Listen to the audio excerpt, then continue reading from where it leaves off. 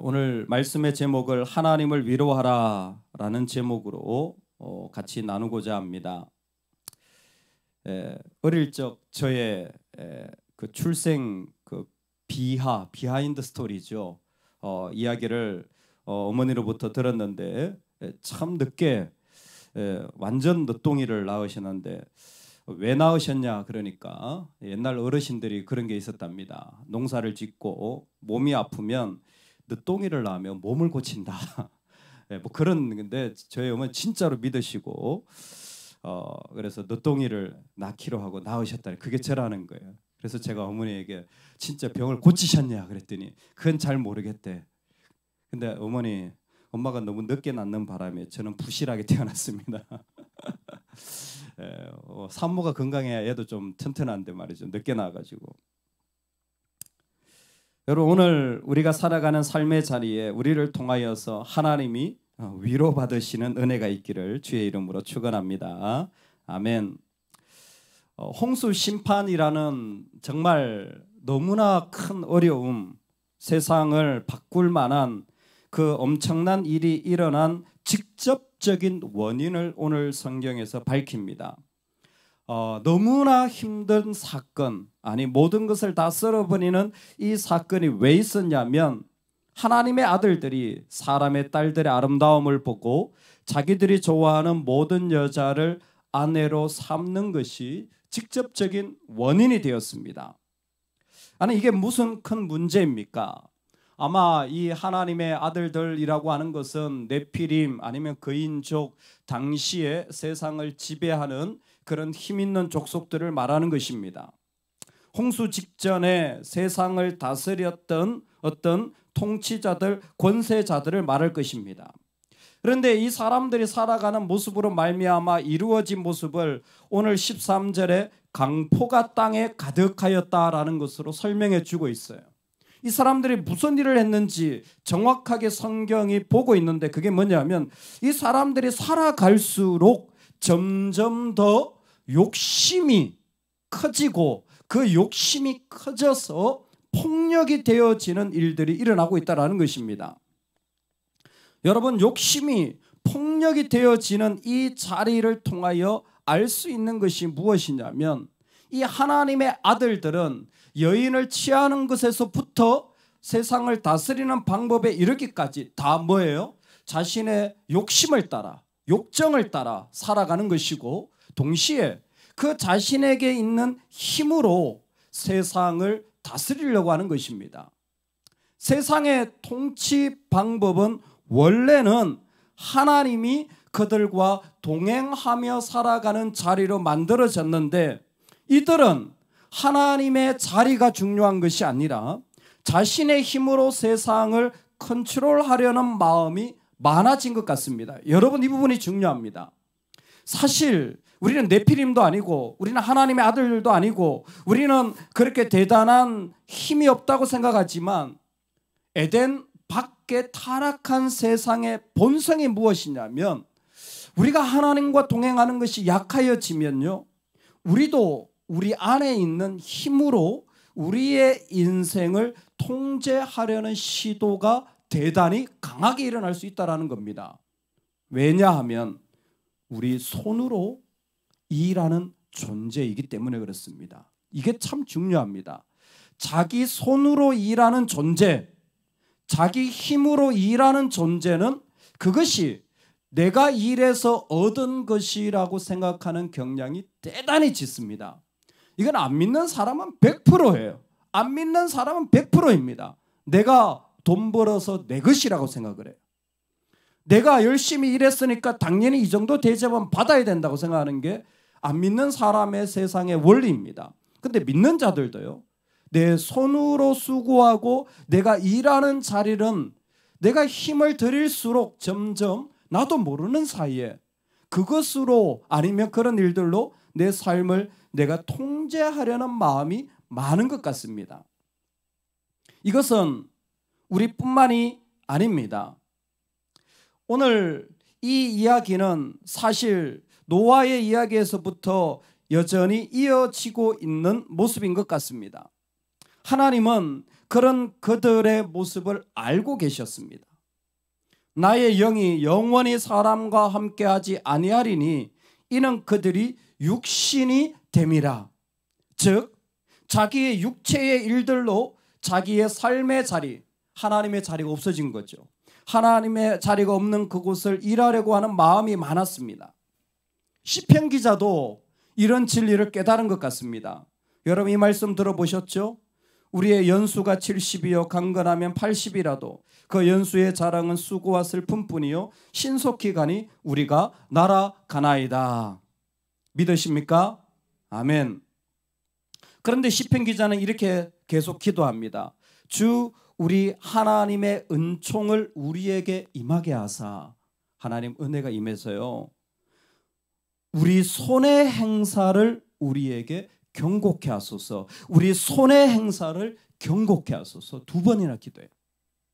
하나님 내 손으로 일하지만 그곳에 당신의 은혜를 부어주세요.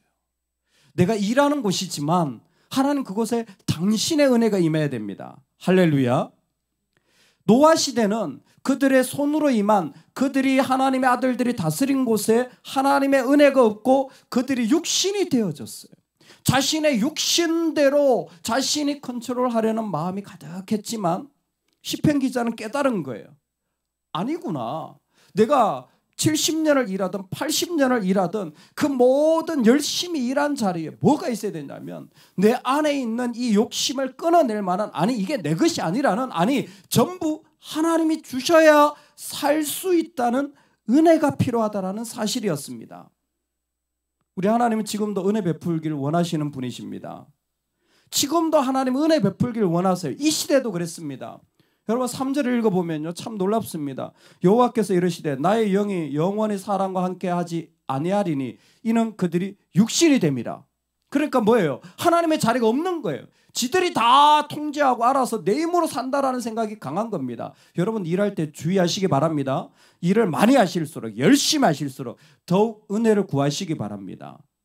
할렐루야 아멘. 그러나 그들의 날은 120년이 되리라 하시니라. 그러나라고 말한 건 뭡니까? 앞에는 뭐예요? 죄악이 간영한 거, 육신적으로 사는 거예요. 그런데 뒤에는 그 반대라는 게 그러나겠죠.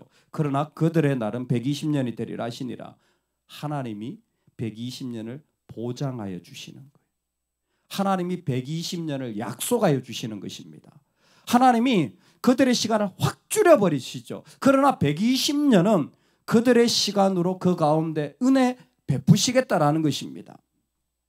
하나님은 지금도 그 피조물에게 어떻게 하면 자신이 만드셨던 그 아름다움의 순간을 지금은 한탄하시는 자리지만 그 자리를 회복할 수 있을까 은혜 베푸시기를 원하시는 하나님이십니다. 그런 하나님 앞에서 피조물은 어떤 노력고 어떤 손의 수고도 하나님의 것을 가로챌 수 없고 하나님이 주셔야 살 수 있는 존재임을 깨달으시기를 간절히 소망합니다. 정말 하나님이 주셔야 살 수 있습니다. 하나님은 마음이 너무 아프십니다. 6절에 하나님이 땅 위에 사람 지으셨음을 한탄하사 마음에 근심하시고, 창세기 1장에 하나님이 보시기에 좋았더라 했는데 그 마음이 다 뒤집어져서 다 없어지고 그 마음이 다 무너지고 마음에 한탄하게 되었습니다. 이 부분에서 중요한 사실 한 가지, 사람이 땅에서 죄를 지으면, 사람이 이 땅에서 자기 욕심대로 말하면, 이 땅에서 자기 기질대로 살아가면 세상이 힘들고 무엇보다 하나님도 고통받으신다는,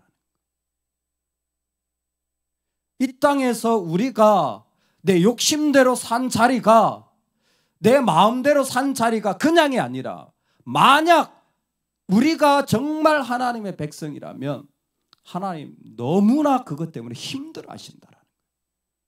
우리 때문에 하나님이 힘드실 수 있다라는 거예요. 하나님이 아파하실 수 있다라는 거예요.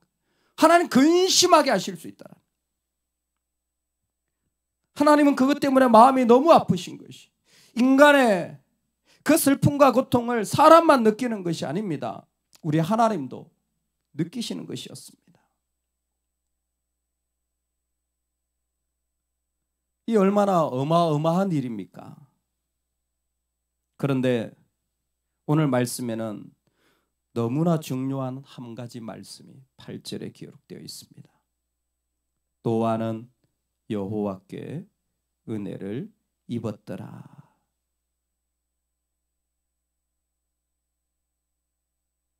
한 신학자가 이것을 이렇게 표현했습니다. 노아는 하나님에게 위로가 되었더라. 노아는 하나님께 은혜를 입었더라. 하나님 은혜 베푸시고 싶으셨어요. 근데 한 사람을 발견한 거예요. 그 사람을 보자 뭐예요? 하나님이 위로가 되는 거예요. 세상의 모든 사람을 보면서 너무 고통스럽고 아픈데 한 사람 노아를 보니까요, 위로가 되는 거예요. 위로가 돼. 야, 얼마나 귀한 인생입니까? 노아를 보니까 위로가 된 거예요. 노아는 하나님에게 위로를 가져다 준 한 사람이었습니다. 아마 이 땅에 수백만, 수천만 명 가운데 하나님이 자신의 백성들을 택하시고 아마 위로받으신, 십자가의 보혈로 말미암아 그 힘들고 어려운 가운데서 예배하고 기도할 때 뭐 하나님 위로받으시는 거예요. 이 세상이 전부 다 하나님을 대항할 때 어떻게든 하나님을 기쁘시게 하려고 하는 그 마음을 보시고 하나님은 위로받으시는 거예요. 그 사람에게 하나님 더 큰 은혜를 주시고 더 놀라운 일들을 부으시는 겁니다. 아니 어떻게 노아는 하나님께 은혜를 입었죠? 어떻게 하나님께 위로가 되었죠? 지가 뭐라고? 사람이 뭐라고? 어떻게 우리가 하나님을 위로할 수 있습니까? 우리 같이 한번 선포하겠습니다. 내가 피조물임을 인정하면 하나님께 위로가 된다. 할렐루야. 아멘. 노아는요, 철저히 자신이 피조된 존재임을 안 거예요. 즉 나는 은혜가 있어야 됩니다. 하나님이 계셔야 됩니다라는 생각이 충만했던 사람이었던 것 같아요. 그랬기 때문에 그는 피조물이었기 때문에 그는 하나님의 만드신 것이었기 때문에 그가 살아가는 삶의 원칙은 분명했습니다. 22절 하나님의 모든 명령을 다 준행하였더라. 그에게 하나님의 명령은 요건 내가 할 수 있고요, 저건 아니고요, 아직 때가 아니고요, 이런 식의 반응이 없어요.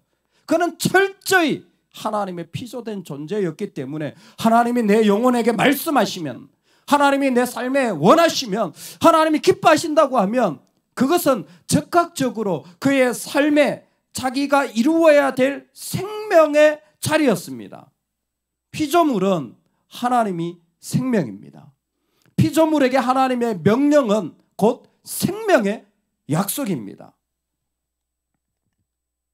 나는 그의 명령이 영생인 줄 아노라. 성자 하나님이 요한복음에서 성부 하나님을 소개하며 이야기하시는 장면입니다. 나는 그의 명령이 영생인 줄 아니라. 성자 하나님조차도, 예수님조차도 하나님 아버지의 메시지를 즉각적으로 받으시는 그분도 그 하나님의 명령을 받을 때 이게 생명이야. 피조물이 깨달아야 되는 것이 무엇입니까?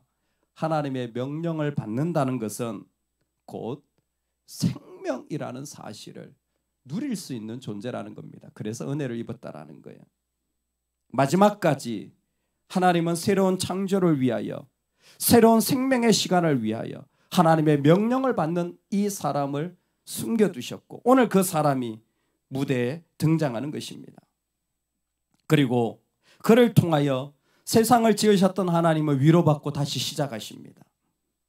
저와 여러분이 하나님의 명령을 받는 일들을 날마다 누리시기를 바랍니다.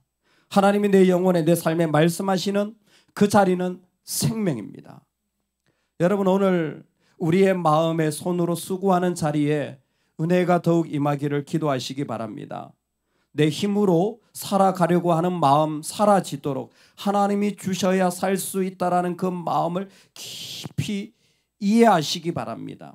동시에 우리가 정말 조금이라도 내 생각대로 살면 하나님이 아파하시고 힘들어하신다는 사실을 기억하시기 바랍니다.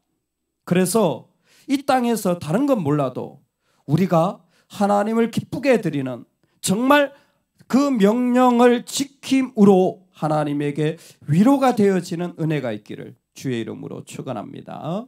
아멘. 우리 말씀을 따라 같이 한번 기도하겠습니다. 하나님,